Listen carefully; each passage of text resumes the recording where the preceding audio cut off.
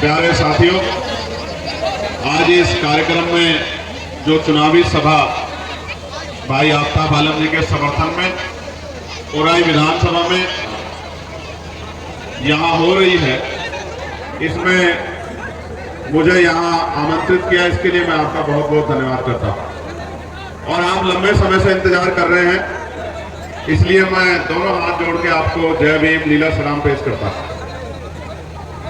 प्यारे साथियों, देखो तुम लोग अव्यवस्था कर रहे हो, क्या तो तुम लोग अब बैठो, वरना तो फिर मैं भी रोक दूंगा आपको। ये जो चंद लोग हैं ये खराब कर रहे हो, ऐसा मत करो, तुम हटो यार, ये ठीक नहीं। अपना ही कार्यक्रम डिस्टर्ब करना कोई अच्छी बात नहीं है।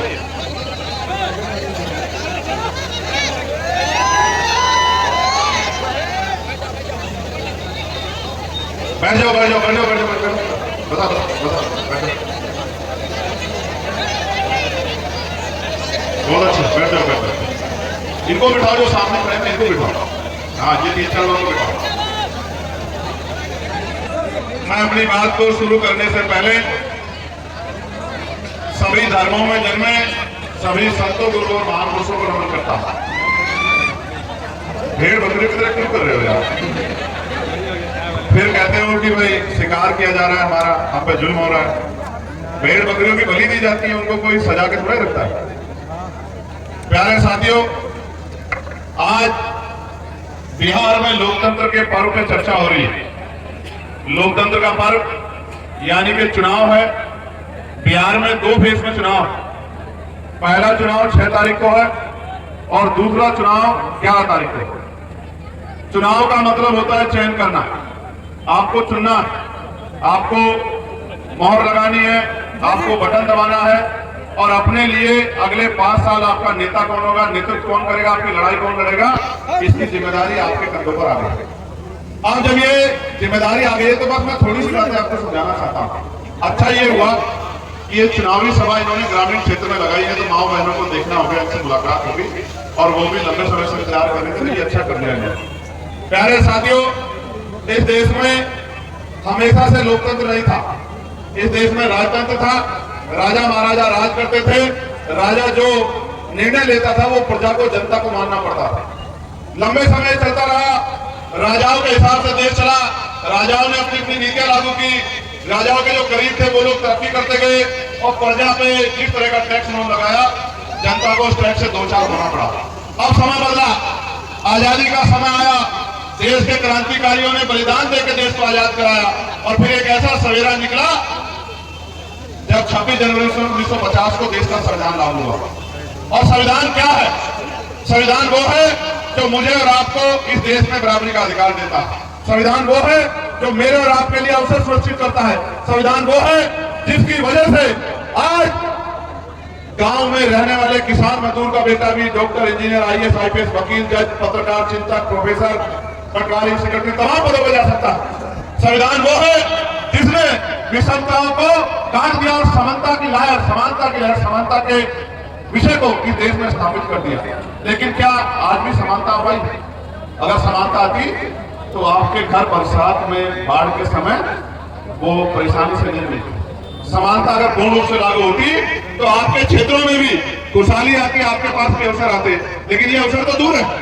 मैं तो देखता हूँ बिहार को, बाढ़ देखता हूँ बिहार की, बिहार के लोगों को परेशान होते देखता हूँ, बिहार के नौजवानों को पलायन करते देखता हूँ, बिहार की मेरी माओ बहनों को उत्तर प्रदेश, पंजाब, हरियाणा, मध्य प्रदेश, महाराष्ट्र आके 10-10, 20-20 ईंटें सर पे उठाते हुए देखता हूँ। तो मैं तो देखता हूँ कि बिहार किस तरह अपने पेट को पाल रहा है। ऐसा क्या हुआ कि पूरे देश में लगभग सभी प्रदेश तरक्की कर रहे हैं, बिहार बेहाल है? उसका एकमात्र कारण यह है कि यहाँ लोकतांत्रिक व्यवस्था में जो लोग पहले राजकाज कर रहे थे, उन्हीं लोगों ने देश की राज सत्ता में कब्जा कर लिया। लोकतांत्रिक व्यवस्था में वही नेता बन गए, पैसा खर्च करके MP MLA बन गए, सरकार में बैठ गए, मिनिस्टर बन गए और वो वही काम कर रहे हैं जो पहले करते आए।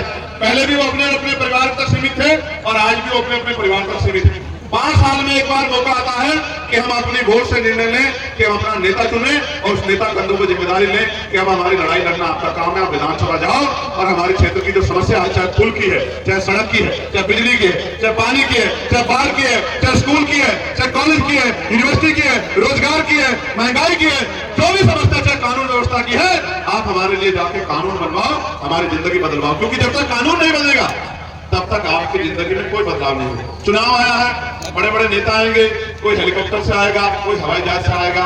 बाबा साहब अम्बेडकर के 4-4 बच्चों की कुर्बानी से आज हमें सबसे बड़ी शक्ति मिली। पैसा नहीं मिला, जमीन नहीं मिली, घर नहीं मिला, रोजगार नहीं मिला, वो सब नीतियों पर डिपेंड करता है। लेकिन एक सबसे बड़ी शक्ति हमारे पास है, जिसको हम लोग वोट कहते हैं। ये वोट इतनी ताकतवर है, जिसे चाहो कुर्सी में बिठा दो और जिसे चाहे जमीन पे पटक दो। ये बाबा साहब अम्बेडकर का दिया हुआ सबसे शक्तिशाली हथियार। और हथियार भी ऐसा नहीं है, हथियार भी इतना शक्तिशाली है, इसकी वजह से आज एक प्राइमरी स्कूल के हेडमास्टर का बेटा, मैं चंद्रशेखर आजाद देश की सबसे बड़ी पंचायत में खड़े होकर देश के दलितों, पिछड़ों, मुसलमानों, कर्मचारियों, महिलाओं, किसानों, मजदूरों, सबके लिए, चाहे न्यूनतम वेतन का मामला हो, चाहे अर्धसैनिक वालों भाइयों को इनको जो है पुरानी पेंशन का लाभ मिले, इनको जो है शहीद का दर्जा मिले, चाहे इसका विषय हो, चाहे पुलिस को 8 घंटे की ड्यूटी करने को मिले, उनके वेतन विषयता दूर हो, या जो सरकारी नौकरियां है वो घर घर तक पहुंचे, पढ़े लिखे नौजवानों को रोजगार मिले, अच्छे स्कूल बने, अच्छे कॉलेज बने, अच्छे यूनिवर्सिटी बने, तमाम चीजों के लिए पार्लियामेंट में लगातार हम लोग आवाज उठाते हैं और उसकी वजह से सरकारों को निर्णय लेने पड़ते हैं। आप यहाँ हैं, आपके चेहरे बता रहे हैं कि आप बड़ी उम्मीद लेकर यहाँ बैठे। आज मेरे हाथ में आपको देने को बहुत कुछ नहीं है, मैं आपको रुपया पैसे भी लेकर नहीं कह सकता, मगर मैं आपको विश्वास दिला सकता हूँ, अगर आपने इस बार एक मौका आजाद समाज पार्टी काशीराम को दिया तो मैं लिख के कहता हूं आपको कि अगले 5 साल आपको किसी आगे हाथ नहीं फैलाना पड़ेगा। आपकी लड़ाई लड़ने के लिए, आपकी लड़ाई लड़ने के लिए मेरा भाई आफ्ताब, जिस तरह चंद्रशेखर आजाद पार्लियामेंट में दिल्ली में सीना तान के आपकी लड़ाई लड़ता है, उसी तरह आफ्ताब आपके बीच रहकर आपकी लड़ाई को लड़ने का काम करेगा।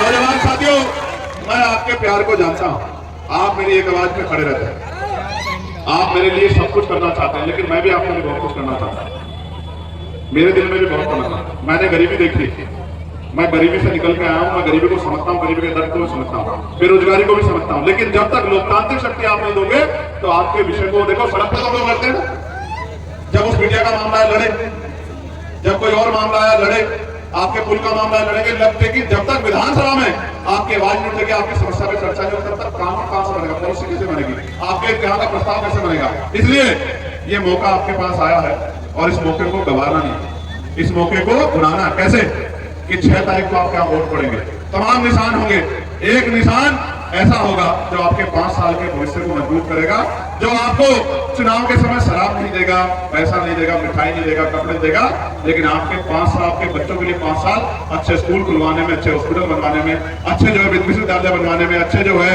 कॉलेज बनवाने में, अच्छी सड़कें बनवाने में, पुल बनवाने में 24 घंटे 7 दिन आपके साथ खड़ा रहेगा। अगर कोई आपकी तरफ आंख उठाएगा तो वो लाठी जब आपकी तरफ उठेगी तो अपना सीना और अपने ताकत से आपकी ताकत बनने का काम करेगा।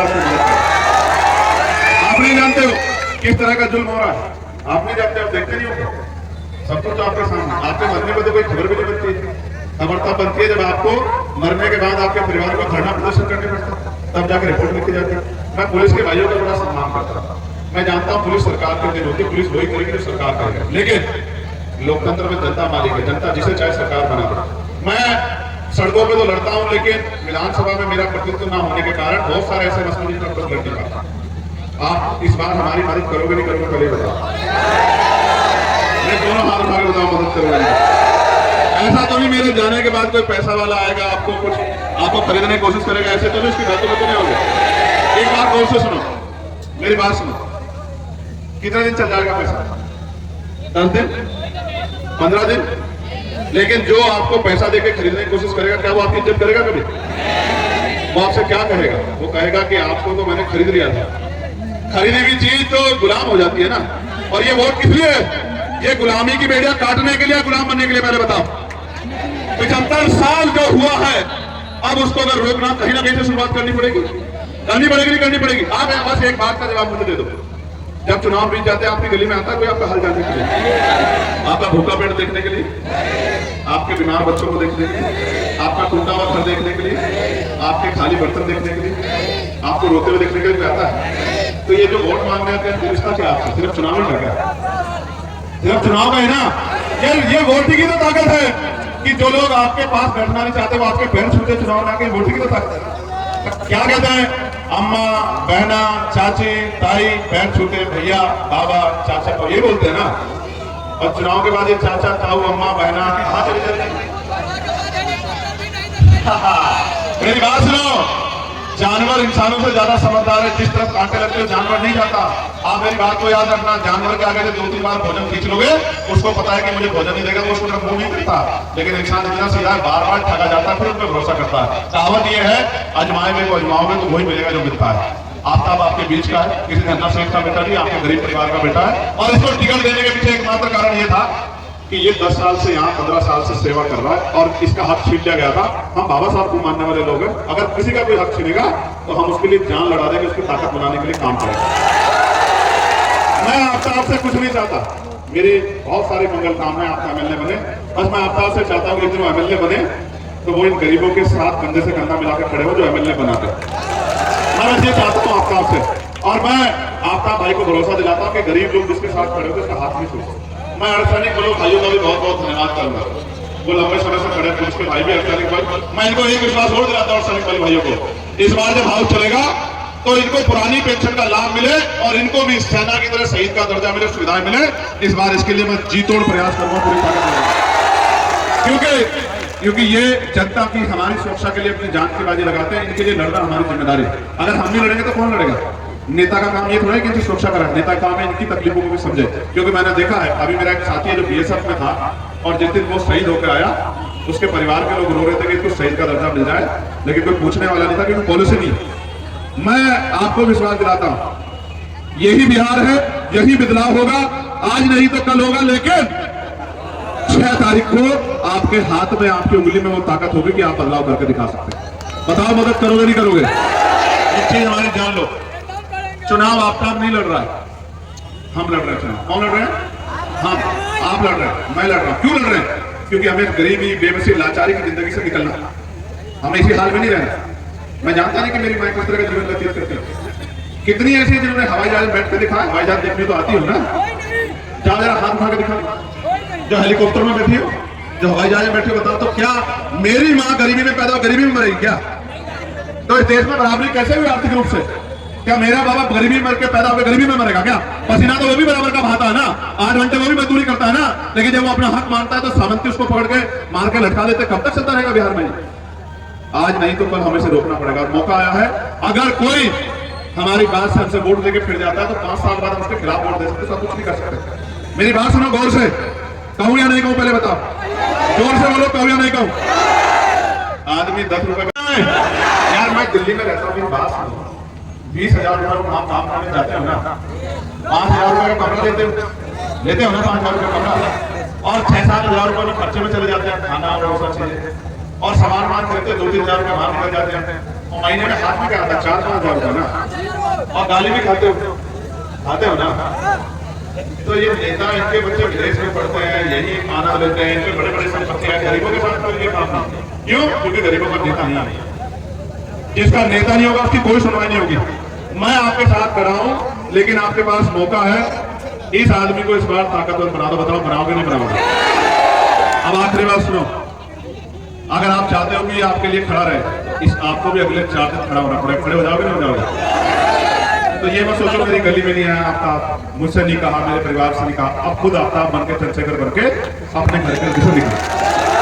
8 घंटे मजदूरी करते हैं अपना पेट पालने के लिए, तो मान स्वाभिमान और अपनी ताकत के लिए 2 घंटे काम कर सकते नहीं कर सकते हैं? तो भाई फिर अपनी बस्ती में निकलो, अपनी गली में जाओ, लोगों को जागरूक करो, लोगों को समझाओ, लोगों को कहो कि हमने सबको मौका दिया है, किसी ने हमारी चिंता नहीं की, एक मौका हमें भाई आफ्ताब को इसी छाप पे देना है। करोगे नहीं करोगे? काम बताओ, जोर से बताओ। कुछ खाने को नहीं मिला ना बहुत देर से, लंबे समय से बैठा ना, भूख लग रही है। देखो बाबा साहब ये कहते थे कि आदमी भूखा रह सकता है लेकिन अपमानित होकर नहीं रह सकता। अगर हम यहाँ अधिकार प्राप्त नहीं कर रहे तो अपमान का जीवन ही जी रहे ना, जी रहे नहीं जी रहे। तो ये नौजवान जो मुझसे कहते भैया मुंह से ऊपर कर दो, तो जब तक आपके घर में खुशहाली नहीं आएगी, मेरे मुंह से ऊपर करने से कौन सा बदलाव हो रहा है? मेरे मुंह से कब ऊपर हो गया आपको पता है ना?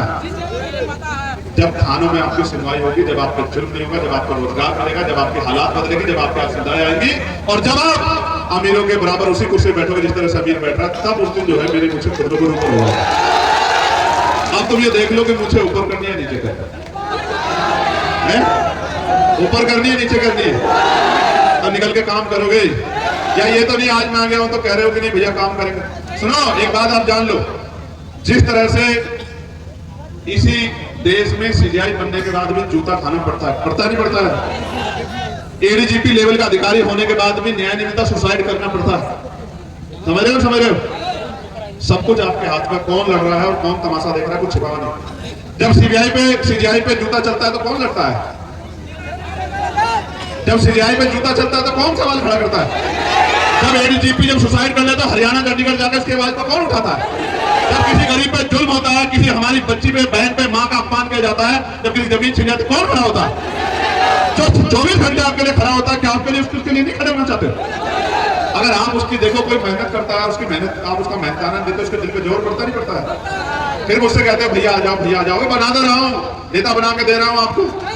सुनो, उनके 50 एमएलए और हमारा 1 एमएलए अगर बराबर ना रहा तो बताना। उनके 50 और हमारा 1, और गुजा के रख देगा विधानसभा, चाहे बोध गया का मामला हो, चाहे गरीबों के सम्मान का मामला हो। मेरी बात का याद रखना। और फिर हम देखेंगे कि आपकी तरफ लाठी उठाने वाला कैसे चैन से सो जाता है रात को घर पर, फिर हम देखेंगे। हमारे क्योंकि इसके ऊपर मेरा हक है, इसके ऊपर मेरा अधिकार है। मैं इससे लड़ सकता हूं, इसको कह सकता हूं कि आधी रात में जाओ, उनको कह सकता हूं कि जो दूसरी पार्टी के लोग हैं। तो ताकत दोगे नहीं दोगे बताओ? ऐसे मुट्ठी बंद करो। और सुनो, मैं क्षेत्र घूम के आया हूं, मेरी राजनीति में तो कोई शक नहीं तुम्हें। मुस्लिम समाज पूरी ताकत लगा के साथ खड़ा है, वो तुम्हारी तरफ देख रहा है। देख लो मेरी बात को, तुम लोग कमजोर तो नहीं छोड़ोगे इसको। कभी ये कहे कि भैया आपके लोग पीछे रह गए थे, है तो वो भी मेरे ही लोग सब, क्योंकि उनको पता है जब एनआरसी का मुद्दा आता है तो चंद्रशेखर आजाद लड़ता है, जब वक्त का मामला आता है तो पार्लियामेंट में चंद्रशेखर आजाद लड़ता है, जब किसी पे बुलडोजर चलता है, जब किसी का एनकाउंटर होता है, जब बरेली में जुल्म होता है, जब फतेहपुर में जो हमला होता है, तो अकेला अगर कोई खड़ा उत्तर प्रदेश में लड़ता है चंद्रशेखर आजाद लड़ता है।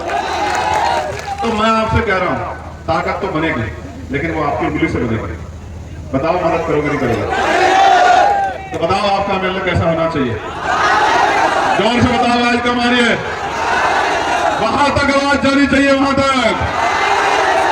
आपका विधायक कैसा हो? आपका विधायक कैसा हो? औरैया का विधायक कैसा हो? रारी का विधायक कैसा हो? गरीबों का विधायक कैसा हो? मजदूरों का विधायक कैसा हो? किसानों का विधायक कैसा हो? के सम्मान करने वाला विधायक कैसा हो? अब अगर इनकी तरफ आंख उठेगी तो क्या करोगे? क्या हाथ निकाल लिया जाएगा? देखो यार, मैं संविधान को मानने वाला व्यक्ति हूं, आंख नहीं निकालना, लेकिन ये सुनिश्चित करना है किसी की आंख, किसी तरफ कोई आंख ना उठाए, ये सुनिश्चित करना है। समझे नहीं समझे? हिंसा से हमारा तरक्की नहीं होगी। पढ़ लिख के डॉक्टर इंजीनियर बन के हमारी तरक्की सुनिश्चित होगी, जब हमें रोजगार मिलेगा। जब तक आपकी जेब में पैसा नहीं आएगा तो कैसे बदलेगी जिंदगी? आप बताओ। पैसे की कमी है क्या बिहार में? नहीं है कमी, मैं आपको सच बता रहा हूं। पैसे की कमी होती तो बड़े बड़े नेता 40-40 गाड़ी लेके नहीं चल रहे होते। समझे नहीं समझे हो? हाँ, पैसा बहुत है, लेकिन नेताओं की जेब में है, वो नेताओं की जेब से निकाल के गरीबों के घरों तक पहुंचाना है। मेरी बात का प्यार है। बहुत बहुत धन्यवाद। मैं धन्यवाद करूंगा हमारे नेतागणों का जो यहाँ मेहनत कर रहे हैं। भाई एडवोकेट मुकेश पासवान जी, मतबूल रहमान जी, हरदेव राम जी, राम जी, ये नानटू राम कहाँ है? ये हमें दिखा देना। नानटू राम कहाँ? नानटू राम जरा जा रहा है एक बार, मेहरबान मेहरबान। प्रमुख राम साहब कहाँ हैं? अच्छा, प्रमुख राम साहब।